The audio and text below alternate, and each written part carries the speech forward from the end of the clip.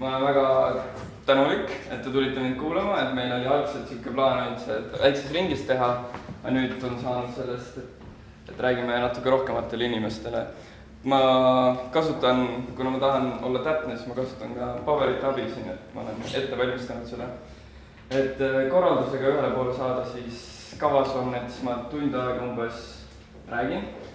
Ja siis, kui tekib mingi jooksvalt mingi küsimusi, siis ma lõpus siis teeme küsimuste vastamise vooru, et võib-olla ma vastan siis juba esitluse käigus paljudele küsimustele ära, et see on siuke kompleksne asi.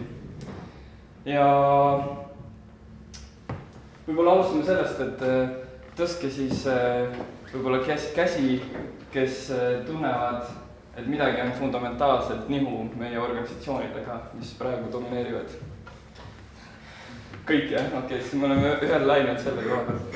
Aga kes praegu töötab mingis organisatsioonis, kus ta tunneb ennast kui perekonnaliige? Ligi pooled. See on päris hea märk. Kuidas ma täna siin olen? Ma täna, minuni jõudis idee minu sünnipäeval aastal 2015. Ma võtsin seda kui sünnipäeva kinki universumilt ja siis alustasin ühe videoga ja siis lihtsalt vaatasin selle läbi, siis ma olin mingi all my life, nagu kus see info on olnud, et nagu nii võimas, see oli Frederic Laloux tutvustas seda ja siis lühikest aega pärast seda ma kohe tellisin raamatud ja hakkasin seda asja uurima. Et see osa vist ei vaja enam selgitamist, me saame aru vist, et rahulolematust. Et see iseloomustab väga paljusid organisatsioone, kus minnakse nagu tööle oma kehaga, aga südamega päriselt kohale ei jõuta. Ollakse, tehakse midagi, aga valitseb selline tunne, et mis mina ikka teha saan. Et vaata, nemad proovisid midagi muuta, aga neil ei õnnestunud ja siis siuke käega löömise tunne on hästi palju. Et mina isiklikult nõukogude ajal ei elanud, aga mulle on räägitud lugusid, kuidas tööle mindi lihtsalt sõna otseses mõttes jooma. Et what's up with that? Et mina näen, et praegu see joomine on lihtsalt asendunud mingi muu sõltuvusega. Et meil on lihtsalt selle asemel nutisõltuvus.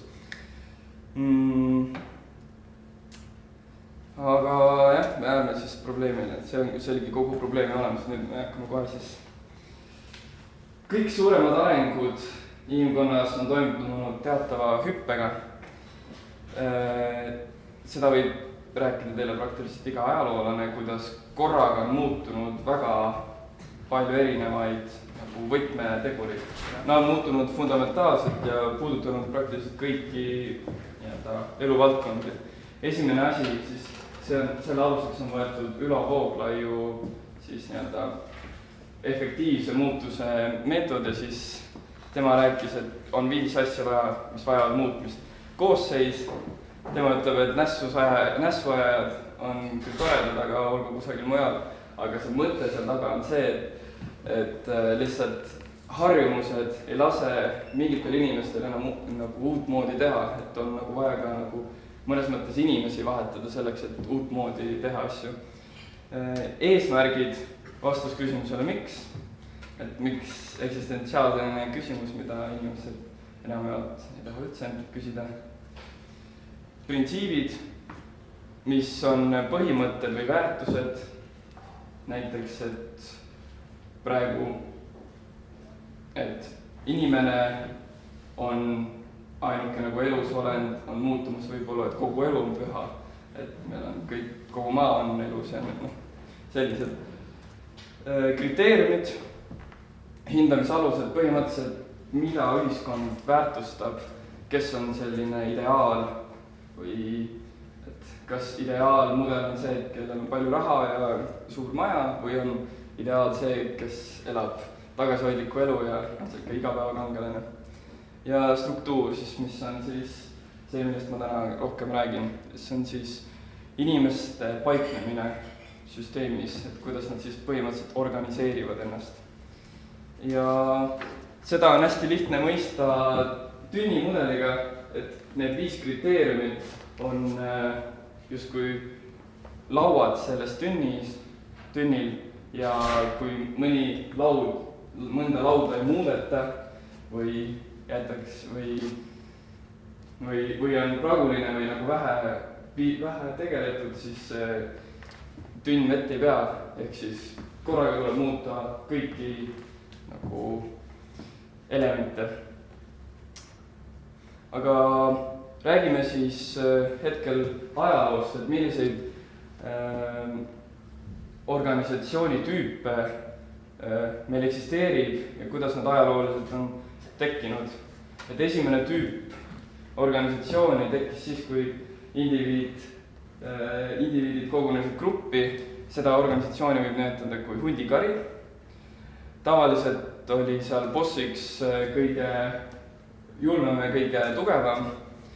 Seal organisatsioonis valitseb hirm ja kaos, see tekib kaoses ja boss kogu aeg külvab hirmu, et oma võimu säilitada. Selline valitsemisvorm on ka tänapäeval veel alles, näiteks tänavagängid ja maffia tegutsevad ikka samasuguse struktuuri järgi ja mõned siis hirmu külvavad rühmitused samamoodi. Järgmine muutus, organisatsioon nagu sõjavägi, tegemist on reeglite maailmaga ja see tuli mängu siis, kui tekkis põllumajandus, ehk siis tekkis sügisel suur hulk ülejääki, mis vajas nüüd ladustamist, kaitsmist, vajas reeglite süsteemi, et kuidas seda vilja välja jagada. Ingliskeelne sõna lord ongi tulnud nagu tähendabki oma originaaltähenduses leivajagaja, ehk siis lordid olidki siis vilja välja jagajad põhimõtteliselt. Et siin sai võimalikuks tuleviku vaatamine, tulevik oli põhimõtteliselt mineviku kordus, et nii nagu on aastasadu tehtud, nii aastasadu jätkub. Protsessid ehk siis sai teha, mida siin tasemel ei saanud teha, suuri projekte, näiteks kirikute ehitamine sai võimalikuks, kuna formaalne struktuur püsis mitmeid sajandeid ja samuti ei olnud enam alamate ainukene nagu elu eesmärk oma ülemat tappa, sest kõigil oli püramiidstruktuuris mingi võim ja mida siin näiteks ei olnud, et siin on siuke hirmuga valitseti. Jah, ehk siis kaks fundamentaalset muutust, mis seal ongi, on hierarhia ja reprodutseeritavad protsessid. Järgmine tase on siis organisatsioon nagu masinavärk.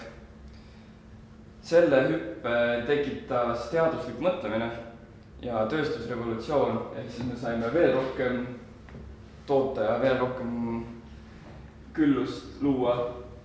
Ja see ongi täpselt see, mida ta nagu näitab, et masinavärk, see on, et inimesed läksid sinna tehastesse sellesse masinavärki tööle kui mutrid, mitte kui inimesed. Aga ta tõi väga palju ka häid asju kaasa. Näiteks innovatsiooni, ehk siis kes kiiremini uut mingit toodet leiutab, kellel on efektiivsem optimeerida asju, see on nagu siis võidujooksu justkui peaks võitma.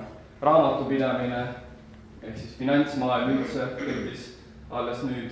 Meritokraatia, siin olid formaalsed rollid, ehk siis kui sa sündisid ülikute perre, siis sa olid ülik. Kas sa oskad nagu tuua ka, et mis ajastud need siis olid, et see tekkis põllumajandusega, mis näiteks sajand või?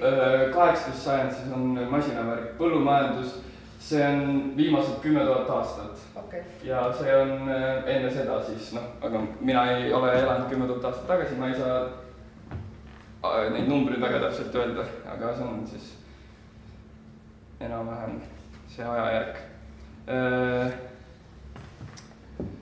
Ja meritokraatia, ehk siis sa said nüüd püramiidi põhjast tõusta püramiidi tippu siis, kui sa jooksed kiiremini, oled targem ja tugevam, ehk siis selline ongi domineeriv organisatsiooni tüüp hetkel meil ühiskonnas.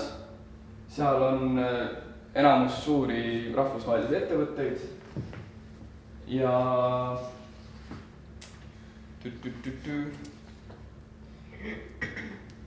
tänu siis nendele organisatsioonidele me oleme täna seal, kus me oleme, eks meil on asjad, meil on soe maja, et me oleme nagu jõudnud kuhugile, aga nüüd järgmine organisatsioonitüüp on esimene organisatsioonitüüp, kus hakatakse rääkima ka pehmetest väärtustest. Organisatsioon nagu perekond. Selle on kaasa toonud infoajastu, mis siis interneti tulek, ehk siis see on viimase 30 aasta, maksimaalselt 30 aasta nagu teema. See on kindlasti olnud ka kuskil väiksemates ettevõtetes, kuskil taluettevõtetes, sest ongi üks perekond või Itaalias on see, aga selline nagu rohkem levinud on ta võib-olla viimase 30 aastaga. Hierarhia on madal, organisatsioonide kultuur on tugev, ei ole vaja nii palju käsklusi ja keeldusi, sest seda kõike hoiab üleval inimeste omavaheline nagu suhtlemine ja kultuur, ehk siis selline ütlemine, et culture eats strategy for breakfast, ehk siis kultuur sööb strateegiat hommikusöögiks. Et ei ole vaja nii palju rõhuda strateegiale, sest kui inimesed on õnnelikud, siis ja neile meeldib koos töötada, siis asjad nagu lahenevad. Võimu jagamine ja üldse siuke võimu andmine nii madalale kui võimalik, ehk siis ülemate nagu esmajärjekordslik ülesanne, mida nad täidavad, on see, et nad annavad oma töötajatele võimu, et nad saaksid iseseisvad olla. Paljudes majanduskoolides õpetatakse, et ettevõtte eesmärk on omanikele kasumit teenida, siis siin organisatsioonides on see asendatud sellega, et organisatsioonide organisatsioonis ei ole ainult omanikud tähtsal kohal, vaid huvigruppide balanss, ehk siis olulisel kohal on nii kliendid, omanikud, aga ka nagu töötajad ja tarnijad ja kõik inimesed, kellega üldse organisatsioon kokku puutub, et kõik on olulisel kohal. Jah, need on need organisatsioonid, mis meil siis siukse maagilise kuvandiga on ühiskonnas, siukse Google ja mõned need innovaatilised organisatsioonid, kus justkui see kultuur on hästi tugev, et raha on enam-vähem sama, aga seal on siis see kultuuri tase, mida inimesed otsivad, on juures. Jah, aga mis siis siit edasi üldse, tundub juba päris hea, et organisatsioon nagu perekond on ja siis nüüd siis viimase kümnendi võib-olla kõige rohkem teemaks tulnud on siis organisatsioon, iseorganiseeruv organisatsioon, ehk siis organisatsioon nagu organism. Ma teen siis sissejuhatuseks ütlen, et 3 võtmemuutust on siin iseorganiseerumine, terviklikkus ja kõrgem eesmärk. Aga ma räägin sellest kõigest järgemööda, et see tuli nüüd siin prahmakaga sissejuhatusega, ma hakkan nüüd vaikselt tutvustama. Et kuidas mina seda seon, miks tekib üldse uus organisatsioonitüüp, et siis sarnaselt siis, kui Ülo Vooglaid rääkisid, suured muutused, ühiskond areneb teatavate nagu hüpetega, et mingi uus teadmine või uus tegutsemine toob kaasa nagu sellise hüppe inimkonnas ja siis seda on ka seostatud inimteadvuse nii-öelda siis teadustasemetega, ehk siis nüüd me oleme nagu veel avatuma või veel laiema teadmistega ja siis me oleme tegemas nagu siis järgmist hüppet nagu veel kõrgemale, veel hõredamasse organisatsiooni tüüpi, ehk siis on siuke peaaegu, jah, ühesõnaga see mõte lause läks sassi, aga et see on seotud teadustasemetega on põhimõtteliselt organisatsioon, ehk siis mina nagu näen kohe siin graafikult nagu edasi, et veel võimsam organisatsiooni tüüp on olemas, aga see eeldab võib-olla meie teaduse veel rohkemat arengut, et seda me ei tea, millal see tuleb. Esimene võtmemuutus siis, iseorganiseerumine.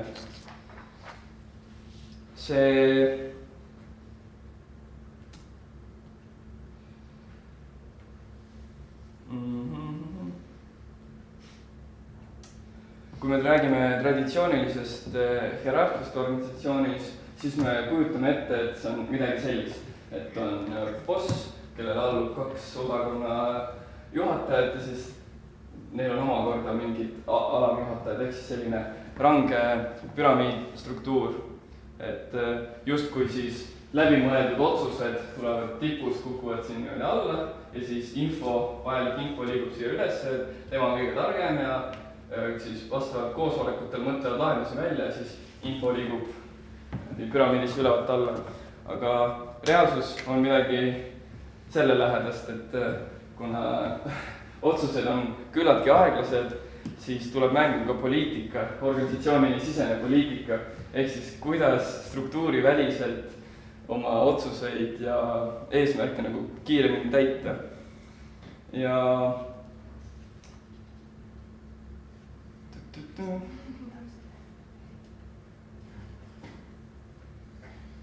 jah,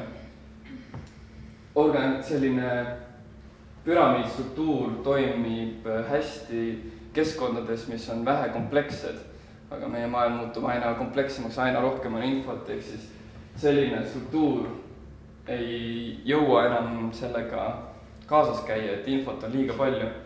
Aga ma julgeks väita, et iseorganiseeruv organisatsioon on kõige levinum organisatsiooni tüüp maailmas. Me lihtsalt ei mõista veel, kus see leidub. Ja võib-olla toongi näited, näiteks liiklus on iseorganiseeruv. Meil on teatav reeglistik, mida me kõik austame, aga kui tekib ummik, siis ei tule tänavatele mingid bossi, et stop, nüüd me lähme mõtleme, nüüd me teeme koosoleku, mõtleme, kuidas sellest olukorrast välja tulla ja siis tuleme, anname teile teada. Et seda ei toimu, et kõik teevad iseseisvalt otsuseid. Meil on lihtsalt need on oluline, et struktuurid ja oleksid üheselt mõistetavad. Et sa võid ka ju mõnes mõttes nii-öelda reegleid rikkuda, aga sa tead ka, millega sa nagu riskid. Siis järgmine, kus see iseorganiseerumine on levinud, on maailmamajandus. Maailmamajandusel ei ole ühte bossi, kuigi soovitakse võib-olla kontrollida seda, siis endiselt jääb see maailmamajandus iseorganiseeruvaks, et kõik ettevõtted on autonoomsed, nii-öelda omaette üksused, mis siis teatud süsteemi struktuuri ehk siis mingi majandusseadustiku alusel kokku saavad. Või siis kõige levinum iseorganiseerumine toimub looduses. Et see on võib-olla, looduses ei ole sellist emapuud, kes talve tulekul nüüd tuli lumi maha, et kuulake nüüd siia kõik, et lumi tuli, et me peame kõik nüüd hakkama, ma ei tea, lehti maha ja langetama või nagu, et viimane aeg. Et ei ole seda, et on kindlad printsiibid ja seadused ja me nimetame neid loodusseadusteks, mis looduses valitsevad. Ehk siis konstitutsioon või põhiseadus on väga oluline ka looduses, me lihtsalt võtame seda nii iseenesest mõistetavalt. Seega tekib ka siin uutes organisatsioonides nagu see põhiseaduse olemasolu oluliseks. Minu arvates siis meenutabki see uus organisatsiooni tüüp kõige rohkem metsa. Me ei leiuta midagi uut, vaid pigem me õpime loodust veel paremini tundma, et kuidas siis loodusest võtta ja siis inimühiskonnas seda nagu töös hoida.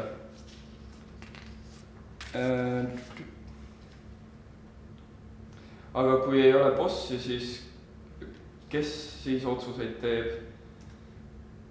Nüüd lähme täiesti praktilistesse näidetesse. Et kuidas tehakse otsuseid iseorganiseeruvas organisatsioonis? Hierarhilises siis tehakse otsuseid niimoodi, et boss on üldjuhul ütleb, mis tegema, see sama püramiidi tipp, et justkui info oleks temani jõudnud ja siis tema nagu teeb otsuse ja inimesed peavad siis neid ellu viima. Konsensus eeldab siis seda 100% inimeste nõusolekut, aga selle kõige suuremateks miinusteks on see, et see on aeglane ja tihtipeale jäävad kellelgi ikka rusikas taskusse, ta lihtsalt on nõus, kuigi ta tegelikult ei ole nõus. Ja selle nii-öelda tasakaalus ongi siis ise organiseeruvas organisatsioonis nõuandeprotsess.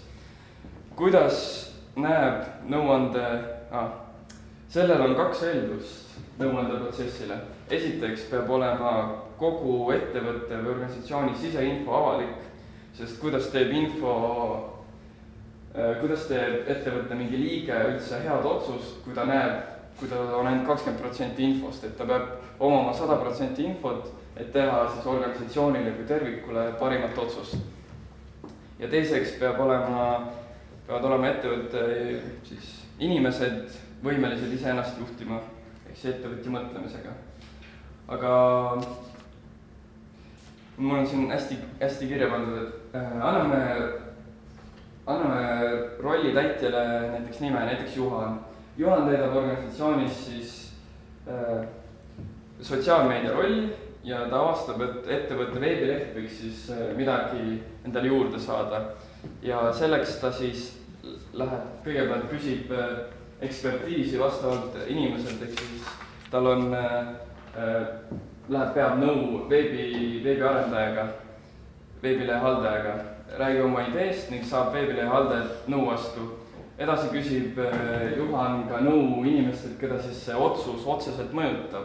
Ehk siis seal organisatsioonis mõjutas see kõige enam müügimeeskonda. Ta küsib erinevalt müügiinimestelt ka nõu ja siis, olles saanud siis vastavalt siis otsuse suurusele, on siis nõutav vastavat nõuannet hulk. Ja nüüd Juhan on saanud need kõik nõuanded nii ekspertidelt kui ka siis inimestelt, keda see mõjutab.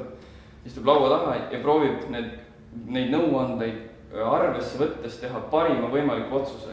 Aga ta otsuse teeb ikkagi isiklikult, ehk siis püsivad ühes isikus vastutaja ja otsustaja, mis on siis oluline. Inimene peab otsuse tegemisel küsima nõu kõigepealt ekspertidelt, inimestelt, kellel on ekspertiisi, tal võib see ka endal olla, ja inimestelt, keda see otseselt mõjutab. Ja siis nõuanded kokku saanud ja ise teeb otsuse, ise teeb vastutaja. Ehk siis sotsiaalmeedia rolli täitja võib teha otsuseid ka müügivaldkonnas, lihtsalt ta peab olema nagu nõu saanud, et see otsus, mida ta teeb, on nagu hea. Tavaliselt hakkavad otsuseid tegema need inimesed, kes avastavad probleemi.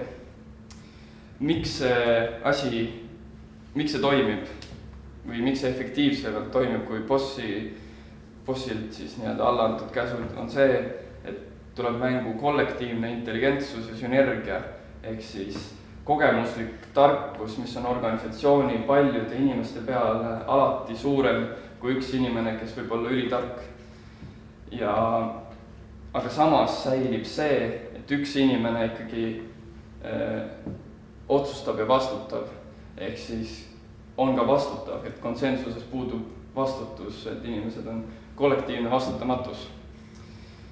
Nii, aga on võib-olla selle kohta küsimusi, selle nõuandeprotsessi kohta või läheme edasi? Jah.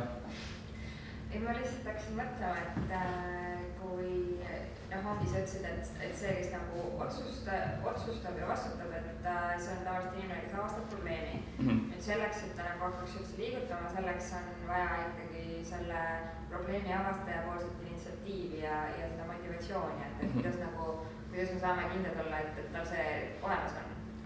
No kui see probleem ei ole nii suur, või see nagu kõik oleneb nagu, millega ta kokku põrkas. See võib olla see probleem või ülesanne tuleb ka teistele pilti mingi aja jooksul. Ehk siis, kui see teda ei häiri, siis ta ei pea sellega tegelema. Ta võtab selle nagu, hakkab sellega tegelema siis, kus ta tunneb seda pinget, et see on vaja teha. See aitab organisatsiooni käekäiku edasi või siis see häirib teda niivõrd, et ei saa oma tööd teha või mingid, ühesõnaga inimesed nendes organisatsioonides on sellised ettevõtja mõtlemisega, ehk siis nad tajuvad ise, millal võiks tegutseda, millal mitte, nad on küllaltki intelligentsed inimesed ja see on siis nii-öelda see lahenduskeskne lähenemine. Jah, põhimõtteliselt jah.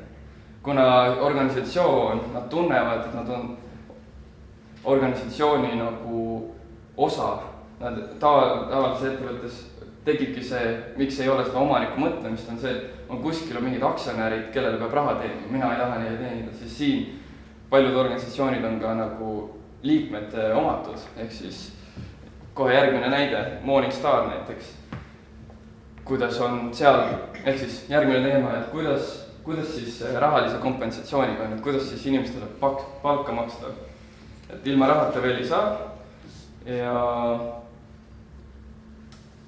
et seal rõhutatakse ka seda, et meie sõnadel on jõud, ehk siis nad kasutavad väga selliseid teistmoodi sõnu, sest kui sa räägid sõna palk, siis inimesed, neil tuleb kohe, et ma olen justkui toode, mida ma lähen siis ettevõttele maha müüma, et ma müün iseennast, siis nüüd siis on vahetatud see palgasõna kompensatsiooniga, et sa panustad oma aega ja me kompenseerime seda siis rahaliselt või ka milleski muus või. Aga Morningstaris on see lahendatud nii, et aasta lõpus mis ettevõttega on tegu? Morningstar on tomatipasta tegemisettevõte, ehk siis nad põhimõtteliselt on tegemist tehasega, mis siis ostab kokku Ameerikast tomateid.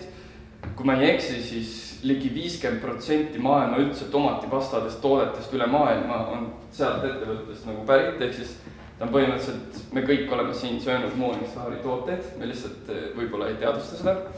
Tegemist on nagu suure rahvusvahelise ettevõttega. Ja siis see, kus ise organiseeruvalt on see lahendatud, on siis see tehase protsess, ehk siis tomatid tulevad sisse ja pasta läheb välja, et kuidas siis see on see osa seal vahel. Ja need inimesed siis aasta lõpus kirjutavad töötajad kirja, eelnevalt nad valivad demokraatlikud komisjoni. Komisjon on siis see, kes kontrollib seda protsessi, mis hakkab juhtuma. Näiteks mina kirjutan kirja, et mina Erki Laansalu soovin rahalise kompensatsiooni tõusu 2% ja siis sinna alla kirjutan kõik põhjused, miks ma arvan, et ma peaksin seda saama, ehk siis tood oma suured argumendid sinna. Komisjon, kes on siis eelnevalt valitud, vaatab need kõik need kirjad üle ja teeb ettepanekuid, annab nõu inimestele näha, näiteks, et sina ja Erki, sa ainult tasandasid ennast inflatsiooniga, aga näe, kuna sa oled rohkem panustanud, me soovitame hoopis 4%, aga näe, sina Jaanus seal 8% tundub natukene ülepaisutatud, et me arvame, et piirdub pigem seal umbes 5%-ga. Aga komisjon ei tee inimeste eest otsuseid, inimesed ise teevad otsuseid, aga miks see toimib, on sellepärast, et kogu info on avalik, ehk põhimõtteliselt lähevad need kirjad koos ettepanekutega, lähevad täiesti avalikuks, ehk siis kõik organisatsiooni liikmed teavad, kui palju teised saavad palka, kui palju nad juurde küsisid. Ja selline sotsiaalne kontroll pluss omaniku tunne, nad on kõik kaasomanikud, pluss selles nagu komplektis see toimib, kuna kõik liikmed on ka omanikud ja siis ühesõnaga see sotsiaalse kontrolli tagajärjel see toimib. Selline meetod sunnib inimesi täiskasvanuks saama, sest tavalises organisatsioonis on töötajad justkui sellised väiksed lapsed, kes käivad nägutamas ema isa juures, et palun andke kommi, et andke mulle suuremat palka, et siis siin on nagu, et mõtle nüüd ise ja hakka nüüd ise elama, ise vastutust võtma. Vot. Kuidas veel mõelda sellest rahalisest kompensatsioonist või üldse sellest asjast? Holacracy, mis on siis üks ettevõte, hiljem tuleb natuke räägin veel sellest, et pakub välja sellise meetodi, et võta seda struktuuri, võta kui operatsioonisüsteemi, ma ei tea, Linuxit või Windowsi ja kõiki neid nii-öelda süsteemi, mis sinna peale ehitad nagu äppe, ehk siis võta rahalist kompensatsiooni või palka kui mingit äppi, kuidas seal organisatsioonis seda asja lahendatakse. Ehk siis Holacracy ise on siis üks ettevõte, kes õpetabki just nimelt seda, kuidas ise organiseeruvaks organisatsiooniks saada. Neil on nagu näis asju tehtud, näiteks neil on põhiseadus, mis on ise nagu ise organiseeruva organisatsiooni ja siin sätestabki lihtsalt selle korra, kuidas me asju teeme. Nemad on oma palga süsteemi lahendada nii, et neil on märkide süsteem. Neil on andmebaas, erinevates märkides, nendele märkidele vastavad siis inimese oskused. Kuidas neid märke saada, on nii, et kui sa oled uus liige organisatsioonis, siis sa lähed inimese juurde, kes juba omab seda märki ja küsid temalt nõu, et kuidas ma võiksin seda märki saada.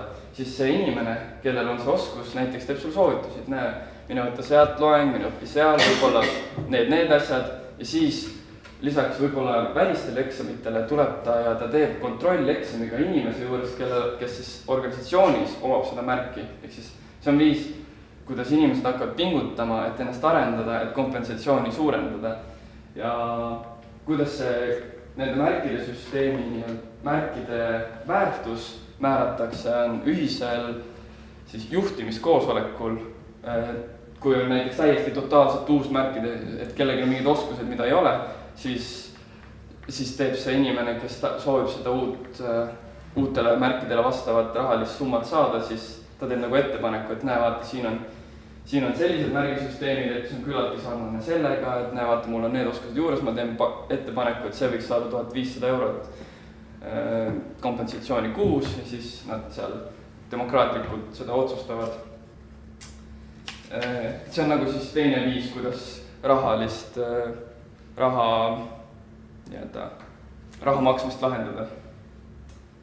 Aga neid on kindlasti veel ja neid tuleb, ma arvan, aina enam veel, kui see organisatsiooni tüüp siis laieneb meie ühiskonnas. Palju neil märke on?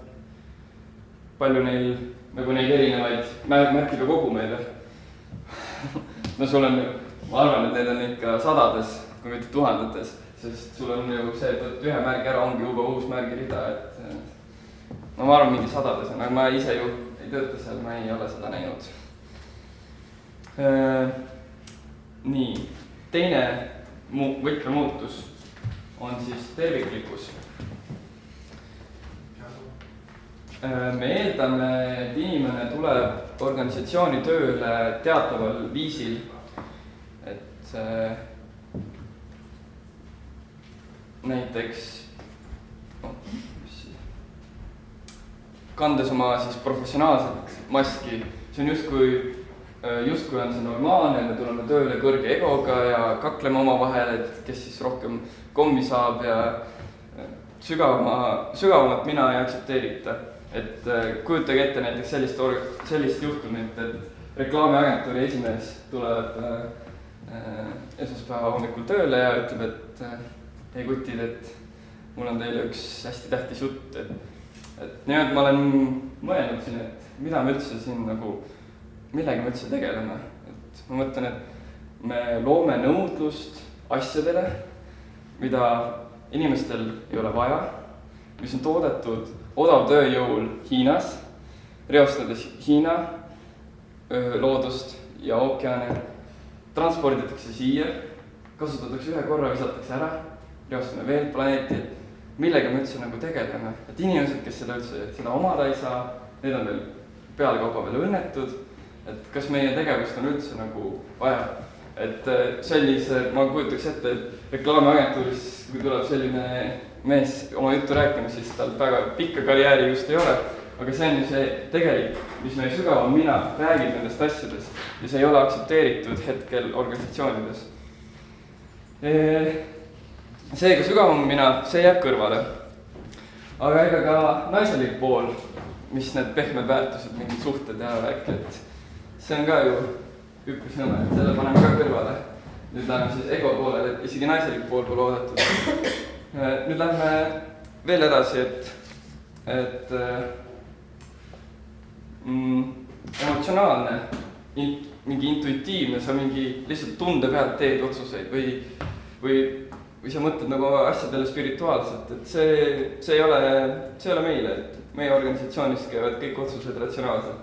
Ja noh, see on kujundlikult tehtud, et 1/16 meie tervikust, meie minast on organisatsiooni oodatud hetkel, aga siis iseorganiseeruvas organisatsioonis rebitakse need kõik kihid ära ja kogu inimese tervik on tööle oodatud, ehk siis kui inimene tulebki selle oma hullu jutuga, siis ta kuulatakse ära ja võib-olla isegi saadakse aru ja võib-olla see on isegi oluline. Ja selleks on väga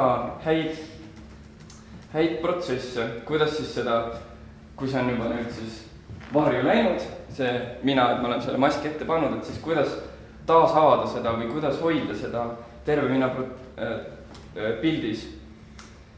Ehk siis,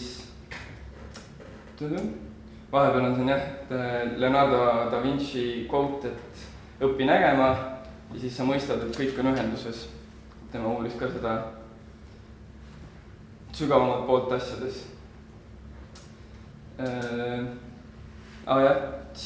Et see, et kõik on ühenduses, selleni on väga paljud usundid oma tähelepanu pööranud, aga nüüd tänapäeval räägib juba kvantfüüsika sellest juba puht teaduslikult, et me kõik olemegi nagu ühenduses nagu literaali, meil ei olegi, me oleme sama energia kogum, me lihtsalt see 0,001%, mis on see nähtav maailm, kui sellest minna välja kummalegi poole, siis me nagu energia tasemel näeme, et me olemegi kõik üks. Ja kui see mõistmine tuleb, siis tuumiku liikmetel või organisatsiooni alustajatel, siis nad mõistavad, et ka järgnevate protsesside olulisust. Ja näiteks ühes Berliini iseorganiseeruvas koolis on selline protsess, et reede pärastlõunal nad kogunevad kogu kooli perega aulasse. Eelnevalt nad natukene laulavad, saavad nagu ühisele lainele, aga siis pärast seda on vaba mikrofon lava peal. Ja vaba mikrofoniga tohib teha ainult 2 asja. Seda ükskõik milline koolipere liige, ehk siis seal on ka veel õpetajad ja abitöötajad, ka neid võetakse siis kooli liikmetena. Iga liige võib minna lavale ja öelda 1-2 asjast, ta võib kedagi tänada või kellegile teha komplimente. Ja mis siis nagu juhtub, on see, et inimesed lähevad sinna lavale ja räägivad minilugusi teiste nagu kiituseks, et näed, Liis, et sa tegid eelmine nädal et sa muide aitasid seal selle tööga, et see oli, ma olen juba tänulik sulle, et ma muidu ei oleks saanud hakkama. Et just nagu hakatakse tänama teisi inimesi, mis räägib ka natukene nende enda kohta. Ja see kasvatab, imekombel kasvatab selline traditsioon, reede pärastlõunane traditsioon selle koolipere nii kokku, et seal koolis ei ole vägivalda, seal õpilastel pole õppimisega probleeme, sest nende see eelmisel pildil siis tervik mina on kooli oodatud, et neid võetakse sellisena, nagu nad tegelikult on.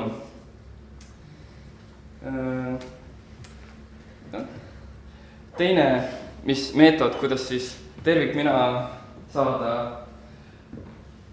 koosolekutele, on niimoodi, et on ühes FAVI, on üks siis Prantsuse autoosade tootmisettevõte ja seal on koosolekutel tutvustatud sellist vilina nagu Tiibeti kõlakellad. Traditsiooni kohaselt siis valitakse üks inimene, kes siis neid seekord hoiab. Tema selle inimesel on lisaks koosolekul osalemisele veel üks roll ja see on siis, kui ta tunneb, et kellegi ego ta läinud kaklema, et ei tegeleta enam teemaga, vaid proovitakse tõestada, et mul on õigus ja sul ei ole, siis sellel inimesel on õigus need kokku lüüa. Ja sellel hetkel, kui see heliseb, ei tohi mitte keegi rääkida. Need helisevad päris kaua. 7 sekundit on umbes see aeg, kui siis egopõhine eesti keeles lizard brain on see, meie see algeline aju, kus reptiilaju, kus see nagu taandub ja meie nagu mõtlev aju tuleb tagasi, ehk siis on piisav see aeg, see ongi täpselt see aeg, kui inimesed nagu ise mõistavad ja seal on, nüüd on juhtunud niimoodi, et ei pea enam neid kokku lööma, see on pigem suke lihtsalt nagu laua peal, et kui keegi läheb neid haarama, siis juba taandutakse, et ja ma saan aru, et ma läksin natukene egotsentriliselt kätte. Jutupulga ring.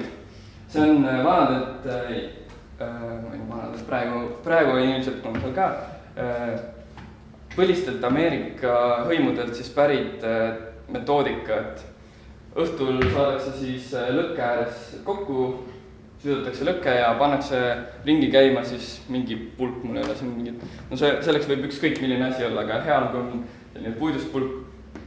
Ja siis see protsess toimub niimoodi, et see, kelle käes on pulk, ainult tema tohib rääkida ja kõik ülejäänud kuulavad seda inimest. Ja siis, kui inimene on oma mõtte, ükskõik milline mõte välja rääkinud, siis ta annab selle ringis edasi. Ja niimoodi käib see jutupulk ringiratast edasi iga järgneva inimese juurde. Ja see käib senikaua ringiratast, kuni sinna seltskonda on saabunud vaikus. Vahepeal võib, kui sul ei ole mitte midagi juba terve ringi vältel olnud rääkida, sa võid ringist lahkuda, aga jutupulga ring ise jääb kestma, ehk siis sa võid täiesti nagu ära minna. Ja see ongi siis see mõte, et inimesed saavad ennast nagu tühjaks rääkida ja siis, kui ring saab täielik vaikus, siis ongi justkui see egopõhised või sellised vajaduspõhised jutud, mis on lihtsalt vaja ära rääkida, et keegi teine ka mõistaks seda. Kui see on saabunud, siis ma olen ise nagu sellises juturingis osalenud, saabub selline teatav nagu tunne või et enam polegi vaja midagi öelda. Nagu kui keegi tuleb vastu, siis tere, sul ei ole talle mitte midagi. See on nagu kõik oled nagu justkui nagu öelnud, nagu see on selline naljakas tunne, et ma soovitan seda isegi nagu katsetada.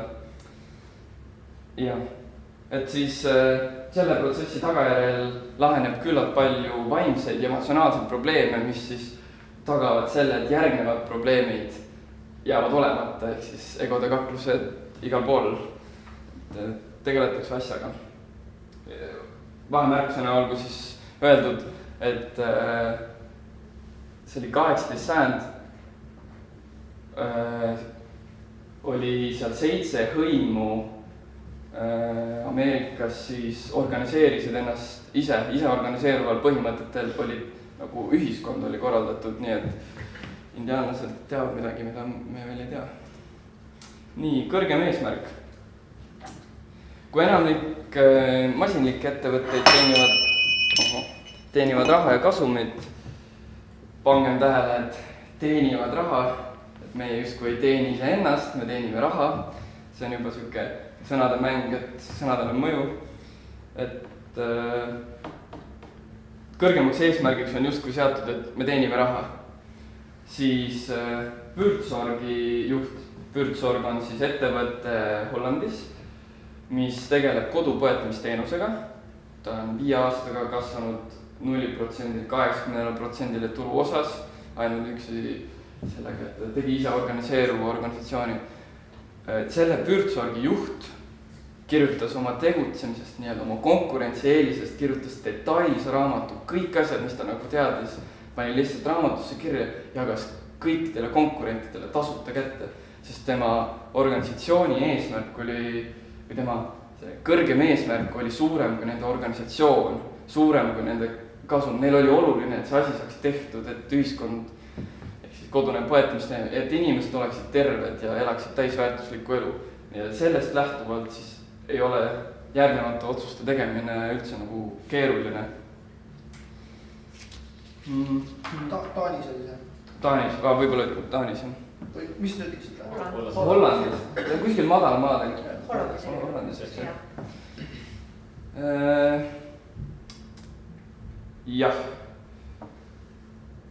Organisatsioonis tõusevad nüüd siis olulisemal kohale kõrgemad väärtused ja eelkõige vastus küsimusele miks. Et kui enamus ettevõtteid teavad, mida nad teevad, see on see konkreetne toode või teenus. Vähesemad teavad, kuidas nad teevad seda, ehk siis konkurentsieelis teiste suhtes, et tihti on ka see, et kuidas juba ei erine. Aga väga vähe keskendutakse küsimusele miks, millest Simon Sinek räägib, mis on kõige nagu alus tegelikult organisatsiooni loomisel, et miks organisatsioon loodi. Et põhjendus, et ettevõtte eesmärk on aktsionäridele kasumit teenida, mis on majanduskoolist pärit, ei toida.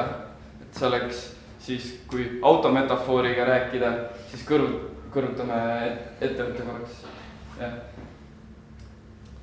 Kõrvutame ettevõtte korraks autoga ja raha kütuseks, siis justkui ettevõtte eesmärk oleks aina enam kütust saada ja aina suuremat paaki ja aina, et ei ole ju see ettevõtte eesmärk, et see eesmärgiks on ju autoga ju kuhugile liikuda ja eesmärki toob sinna ju elav organism, ehk siis inimesel on eesmärk, auto on vahend ja kütus on auto vahend, ehk siis raha on organisatsiooni vahend ja organisatsioon ise on justkui siis inimeste nii-öelda ideede kogumi väljendus. Sõnastasin ilmselt keeruliselt, aga see ongi see mõte, et organisatsioone hakatakse nüüd käsitlema kui elusaid organisme, ehk siis kollektiivne mõte. Sul on mingi mõte, sul on mingi mõte, me nagu koos justkui anname selle organisatsioonile igapäevaselt impulsse ja siis see organisatsioon ongi justkui saanud eraldiseisvaks, elusaks organismiks, kellel on mingi oma soov, mida ta soovib maailmale tuua, ehk siis siuke. Ja siis nüüd muutub liidrite ülesanne. Liidrid selle asemel, et luua siis mingit visiooni ja siis mingit plaani, kuidas sinna visioonile jõuda, nüüd hakkavad hoopis kuulama, mida organisatsioon tahab teha. Kõlab nagu võib-olla natuke naljakalt, aga põhimõtteliselt organisatsioone käsitletakse elusorganismidena. Kuidas see? Et kui me loome masinliku mõtteviisiga visiooni ja plaani, kuidas sinna jõuda, siis me lõpetame reaalsuse kuulamise. Ehk siis, kui midagi juhtub, siis me kuulame ainult seda infot või laseme ainult seda infot läbi, mis meie plaani teostamist toetab. Aga tihti ei toeta kõik asjad meie või see on, kui võtta neid jalgrattaga sõitmisega, siis plaani järgi jalgrattaga sõitmine oleks justkui, et ma sõidan 200 meetrit otse, siis keeran 90 kraadi paremale, siis sõidan veel 200 meetrit otse ja siis hakkad jalgrattaga plaani järgi sõitma, siin on esimene auk, sa oled kummuli. Et me ei saa organisatsioone plaani järgi sõidutada või, sest kogu aeg on mingeid asju, mida peab jälgima ja sellepärast ongi siuke, sul on taotlus ja sul on nagu suundumus, justkui see kompass, et kuhu sa soovid liikuda. See võib olla ka see unistus, see on siuke püüdmatu unistus, et mille poole sa liigud, aga see konkreetne strateegia või see järgnevad sammud, need tulevadki kogu aeg jooksvad, mis konkreetsel hetkel ongi kõige olulisem või kõige parem, mida teha. Veel üks oluline erinevus, mida tahan ära rõhutada, on see, et rollid ei ole inimesed, et inimene täidab rolle, igal inimesel võib olla mitmeid rolle, ehk siis tehakse eristus organisatsiooni osa ja päris inimene, ehk siis tekib võimalikuks see, et kui inimene läheb organisatsioonist ära, siis vabanevad mingid rollid ja teised inimesed suudavad need rollid üle võtta, sest rollid on komplekssed, need on juba, ma räägin siis edasi näidis, nagu me räägime sellest struktuurist ja rollidest, et selline näeb siis enam-vähem standardne väike organisatsiooni struktuur välja. Siin on erinevad nagu rollid, siin võib olla mingi sotsiaalmeedia, mingi inimene, siin võib olla sekretär, igast rolle on teatavad olulised nii-öelda kaasa tulevad rollid, näiteks juhtlüli on üks, mis on üpriski oluline roll ja esinduslüli. Juhtlüli siis on see roll siin alamringis, kes siis esindab suurema organisatsiooni kõrgemat eesmärki siin alamrollis, aga selleks, et nende alamringi hääl ei läheks kaduma, tehakse ka demokraatlikud valimistel, kes ei tohi sama inimene olla, kes juhtlülis, eks põhimõtteliselt valitakse ka nagu esindaja, justkui siis Riigikokku esindaja, et on mõlemad pidi käib nagu liiklus. Ja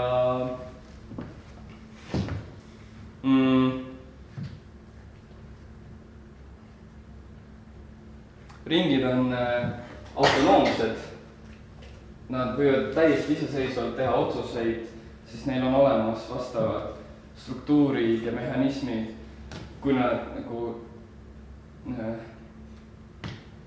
nad jälgivad nagu organisatsiooni üldisemat eesmärki ka ja siis teevadki nagu autonoomselt, ehk siis ei käi niisuguseid suuri koosolekuid pidevalt koos, vaid pigem organisatsioonis muutubki sinu alamring muutub justkui, võtad seda kui väikeettevõtted ja siis see on nagu ettevõtete ühendus, aga tegelikult on tegemist ühe ettevõttega.